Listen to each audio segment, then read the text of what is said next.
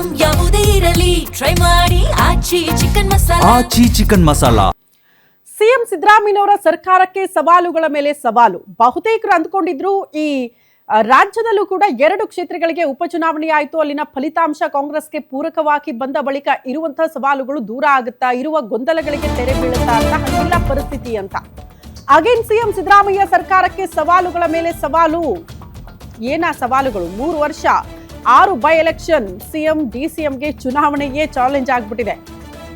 ಮತ್ತೆ by election face ಮಾಡಲೇಬೇಕಾದಂತಹ ಅನಿವಾರ್ಯತೆ CM ಡಿಸಿಎಂಗೆ. Dharwad ಗ್ರಾಮೀಣ ಹಿರಿಯೂರು ಕ್ಷೇತ್ರದ ಉಪಚುನಾವಣೆಯ ತಲೆಬಿಸಿ ಈಗ ಶುರುವಾಯಿತು.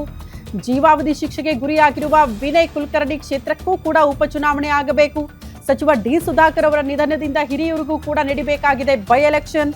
ಧಾರವಾಡ ಗ್ರಾಮೀಣ ಕ್ಷೇತ್ರದಲ್ಲಿ ವಿನಯ್ ಕುಲಕರ್ಣಿ ಕುಟುಂಬಕ್ಕೆ ಟಿಕೆಟ್ ಕೊಡೋದು ಫಿಕ್ಸ್ ಅಂತ ಹೇಳಲಾಗ್ತಾ ಇದೆ. ವಿನಯ್ ಪತ್ನಿ ಶಿವಲೀಲಾ ಅಥವಾ ಪುತ್ರಿ ವೈಶಾಲಿ ಕಣಕ್ಕಿಳಿಸೋದಕ್ಕೆ ಚಿಂತನೆ ಆಗ್ತಾ ಇದೆ. ಕಾರಣ ವಿನಯ್ ಕುಲಕರ್ಣಿ ಅವರು ಕ್ಷೇತ್ರಕ್ಕೆ ಹೋಗದೆ ಅದು ತುಂಬಾ ದಿನಾನೇ ಆಯ್ತು. ಬಟ್ ಅವ್ರು ಕ್ಷೇತ್ರಕ್ಕೆ ಹೋಗದೆ ಇದ್ರೂ ಕೂಡ ಗೆದ್ದಿದ್ದಾರೆ ಅಂದ್ರೆ ಅದಕ್ಕೆ ಕಾರಣ ಅವರ ಪತ್ನಿ ಕ್ಷೇತ್ರದಲ್ಲಿ ಸಂಚರಿಸ್ತಾ ಇರುವಂತಹ ರೀತಿ, ಕೆಲಸ ಮಾಡ್ತಾ ಇರುವಂತಹ ರೀತಿ, ಇದೆಲ್ಲವೂ ಕೂಡ ಕಾಂಗ್ರೆಸ್ಗೆ ಪೂರಕ ಆಗಿದೆ. ಹಾಗಾಗಿ ಅವ್ರ ಫ್ಯಾಮಿಲಿ ಅವರಿಗೆ ಟಿಕೆಟ್ ಕೊಡುವ ಸಾಧ್ಯತೆಗಳಿದೆ.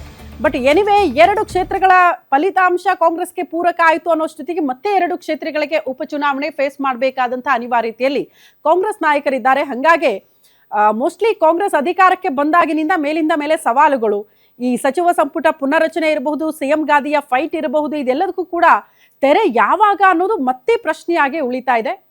ಈ 2 ಬೈ ಎಲೆಕ್ಷನ್ ಆದ ಬಳಿಕ ಮತ್ತೆ ಏನಾದರೂ ಚೇಂಜಸ್ ಆಗುತ್ತಾ? ಅಲ್ಲಿ ತನಕ ಮತ್ತೆ ಕಾಯ್ಬೇಕಾ? ಗೊತ್ತಿಲ್ಲ.